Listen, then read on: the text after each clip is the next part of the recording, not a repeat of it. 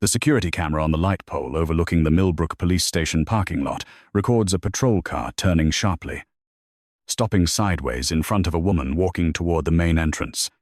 The car's bumper is less than 6 feet from her. Does an officer have the right to demand ID from someone standing in the visitor parking lot of a police station? Tuesday, 11:40 in the morning. The visitor parking lot is right in front of the 2-story Millbrook Police Department building on Commerce Street.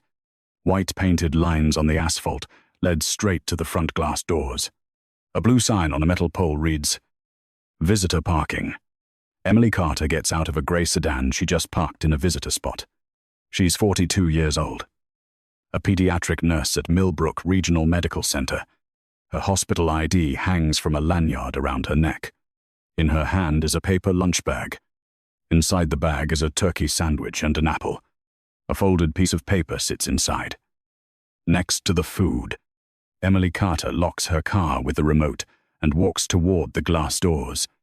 The distance from her car to the main entrance is about 30 feet. After she's walked about 15 feet, a blue and white patrol car pulls quickly into the lot and cuts her off. The front of the car stops, blocking her path. The car door swings open. Deputy Jason Miller steps out of the driver's seat. Jason Miller is 29 years old. 3 years with the Millbrook Police Department. He stands in her way, his right hand resting on his duty belt. "Stop right there." Emily Carter stops walking. They're about 10 feet apart. "Let me see your ID." She holds the paper bag. Her voice calm. "I'm here to see someone inside." Jason Miller looks down at the paper bag. "Put the bag on the ground." Emily Carter bends down and sets the bag on the asphalt. As the bag tilts, the apple rolls out and stops about 3 feet away. "I'm putting it down." Jason Miller takes a half step forward and nudges the bag with the toe of his boot. The paper bag tips onto its side, and the apple rolls a little farther across the pavement. 2 spots away, Marcus Reed opens the door of a black pickup truck that just pulled in. Marcus Reed is 34 years old, an electrician in town.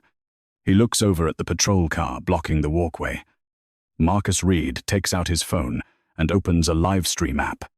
He points his phone's camera at the 2 of them in the parking lot. The viewer count on his screen starts to climb. Emily Carter is standing about 20 feet from the front doors. She looks at the visitor parking sign next to another car. "Am I being detained?" "We're conducting a check." "A check for what?" Jason Miller points toward the sign. "This area is restricted." Emily Carter looked back at the sign. The sign says, "Visitor." Jason Miller shrugged. "I decide what's restricted." Marcus Reed took 2 more steps to get a better angle. The live stream kept running on his phone. Emily Carter looked at the name tag on the officer's chest. She read it out loud. "Jason Miller. Don't read the name tag." Emily Carter stood her ground. "I'm here to drop off lunch." "For who?" "My husband." Jason Miller asked. "What's he doing here?" Emily Carter answered. "He works in this building." The front glass doors of the police station opened. Sergeant Daniel Brooks stepped out from the lobby. Daniel Brooks was 55, in a police uniform, and holding a paper coffee cup. He looked toward the parking lot and stopped when he saw Emily Carter standing next to the paper bag.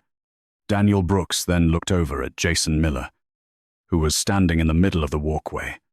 He quickly walked down the 3 steps. "Deputy Miller, stand down." Jason Miller turned his head. Daniel Brooks walked up to Emily Carter, then bent down and picked up an apple from the pavement. He put the apple back in the paper bag and handed the bag to her. "Mrs. Carter, is everything all right?" Emily Carter took the bag. "I was just bringing lunch." Jason Miller stood by his patrol car, his hand moving away from his belt. Marcus Reed kept his phone aimed at the parking lot. The number of live stream viewers on the screen passed 100. Daniel Brooks turned to Jason Miller. "In my office." "Now." Jason Miller turned and walked toward his patrol car.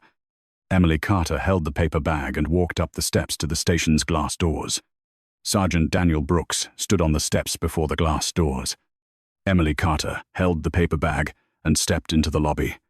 Marcus Reed was still in the parking lot, his phone still live streaming. The security camera on the light pole was still recording the entire parking lot. The camera inside the lobby recorded the entrance and the front desk. Emily Carter walked through the glass doors. She walked right past the front desk. The distance from the door to the desk was about 15 feet.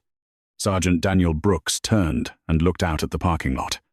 Deputy Jason Miller was standing next to his patrol car. Marcus Reed still had his phone pointed toward the entrance. Sergeant Daniel Brooks said, "Deputy Miller, in the office." Jason Miller didn't answer. He walked over to the patrol car and shut the door. Marcus Reed kept recording. The phone screen showed over 100 viewers. Emily Carter stood in the lobby. She set a paper bag on the counter. The officer at the desk looked up. Emily Carter said, "I've got lunch for Michael Carter." The desk officer nodded. He picked up the desk phone and dialed an extension. Sergeant Daniel Brooks walked into the lobby. He walked past Emily Carter and turned down the hallway on the left. Jason Miller followed a few seconds later. He came through the glass doors and followed Brooks down the hall. Marcus Reed stood in the parking lot. The live stream was still on. The phone's camera was aimed at the door of the police station. A comment popped up on the screen. A viewer typed, "That's the police chief's wife." Marcus Reed read the comment. He didn't say anything. The viewer count climbed to over 200. Another patrol car pulled into the lot. It parked in a staff-only spot. 2 officers got out. They looked over at Marcus Reed filming on his phone. Marcus Reed lowered his phone slightly. The camera was still recording. Inside the lobby, Emily Carter stood by the desk. The paper bag sat on the counter. A door down the hall opened. Michael Carter stepped out. Michael Carter was 46 years old. He was wearing a white shirt and dark slacks. He walked over to the desk. Emily Carter pushed the paper bag toward him. Michael Carter took it. "I brought lunch." Michael Carter nodded. "Thanks." Emily Carter turned and walked toward the glass door. She stepped out into the parking lot. Marcus Reed was still standing by the pickup truck. The live stream was still running. Emily Carter walked past him. She glanced at the recording phone. Marcus Reed lowered his phone. "You okay?" Emily Carter answered, "I'm fine." She kept walking toward the gray sedan. The security camera on the light pole was still recording the parking lot. The apple from before was gone from the ground. Marcus Reed ended the live stream. The video saved to his phone. He opened the Millbrook community app. Marcus Reed uploaded the video to the local residents group. A short caption appeared under the video. "Parking lot in front of the police station this morning." Within an hour, the video had over 3,000 views. Comments appeared under the post. One person wrote that they had been asked for their papers in the same lot. Another said they were held for almost 20 minutes. Deputy Jason Miller's name came up several times in the comments. The next day, a local reporter filed a public records request. It asked for a list of complaints against Jason Miller. The Millbrook Police Department responded with the files. The files showed 8 complaints in 3 years. All the cases were closed. The name of the reviewing officer appeared in each file. Sergeant Robert Hale. Another records request was filed. This one, for Jason Miller's body camera activation logs. The list showed multiple entries with notes. Footage unavailable. Technical malfunction. The dates matched the dates of the complaints. A local news station aired the video from the live stream. The anchor reads the identifying information. The woman in the video is Emily Carter, wife of the Millbrook Chief of Police. In the break room at the police station, Jason Miller is sitting in front of the wall-mounted television. His coffee cup stops in mid-air. 3 other officers are standing by the coffee maker. They look from the screen down to their phones. A voice comes over a radio on the table. "Jason Miller." To the sergeant's office. Jason Miller puts his coffee cup down on the table. He stands up and walks out of the break room. Sergeant Daniel Brooks is standing in the hallway. He opens the door to the sergeant's office. Jason Miller steps inside. The office door closes behind him. Jason Miller walks into the sergeant's office. The wooden door closes behind him. Sergeant Daniel Brooks is standing in the room. A desk. 2 metal chairs. A computer monitor. The monitor is playing video from the parking lot camera. The timestamp in the right corner shows 11:40. The video plays in slow motion. The patrol car cuts across the walkway. Daniel Brooks uses the mouse to drag the timeline back. The image stops right when the paper bag is set on the ground. An apple rolls out of the bag. Jason Miller's boot touches the bag. Daniel Brooks looks at the screen. He doesn't say anything for a few seconds. "You got an explanation?" Jason Miller stands in front of the desk. His hands are at his sides. "I was checking the area." Daniel Brooks makes the video window bigger. The screen switches to a live stream. Marcus Reed is filming with his phone. Audio from the video plays out of the computer speakers. The viewer count is in the corner of the screen. Daniel Brooks mutes the audio. He opens a different folder on the computer. A list of complaints appears on the screen. Jason Miller's name is listed over and over. The dates are shown in a column. Daniel Brooks flips through a paper file. Each page was signed by the reviewer. Sergeant Robert Hale's name was at the bottom of the page. Jason Miller looked toward the screen. Daniel Brooks closed the file. "You're on administrative leave." Jason Miller stood still. Effective immediately. Daniel Brooks pushed a piece of paper across the desk. Jason Miller took it. The office door opened. An administrative officer was standing in the hallway. He held out a sealed envelope. Daniel Brooks took the envelope. He set it on the desk. Jason Miller left the room. Out in the hallway, 2 other officers walked by. Jason Miller walked past the break room. The wall-mounted TV was playing the local news. A picture of the parking lot appeared on the screen. Video from the live stream was playing. The anchor read a short update. The name Emily Carter appeared on the screen. Jason Miller stopped for a few seconds. He kept walking toward the back door. In the parking lot, Marcus Reed stood next to his pickup truck. He was re-watching the video on his phone. The video had over 200,000 views. A local reporter texted Marcus Reed. He emailed the video file. The next day, the Millbrook Tribune newsroom got a lot of calls. A reporter named Sarah Bennett opened the complaint file. Sarah Bennett was 38 years old. She'd been an investigative reporter for 12 years. She compared the complaint dates with the dates of camera malfunctions. The dates matched up several times.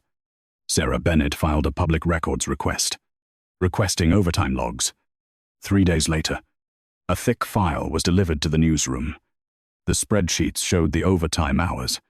Jason Miller had logged 340 hours. The pay rate was $62 an hour. Sarah Bennett opened the traffic stop logs.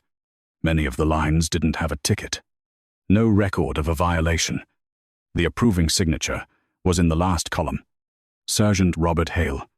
Sarah Bennett highlighted the lines with a yellow pen.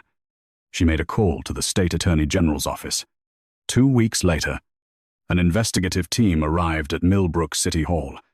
They brought computers and records with them. The overtime sheets were re-examined. The traffic stop reports were cross-referenced. A preliminary report was put together. The report listed 6 officers. Total overtime was over $140,000. 8 people filed formal complaints. The records were consolidated into a single case file. Officer Olivia Grant gave a statement. She had been with the department for 15 years. Complaints were usually just closed out. The documents from the newsroom were added to the file. Overtime sheets, camera footage, copies of internal emails. A grand jury was convened at the county courthouse. The jury room was on the 3rd floor of the stone building. The witnesses walked in.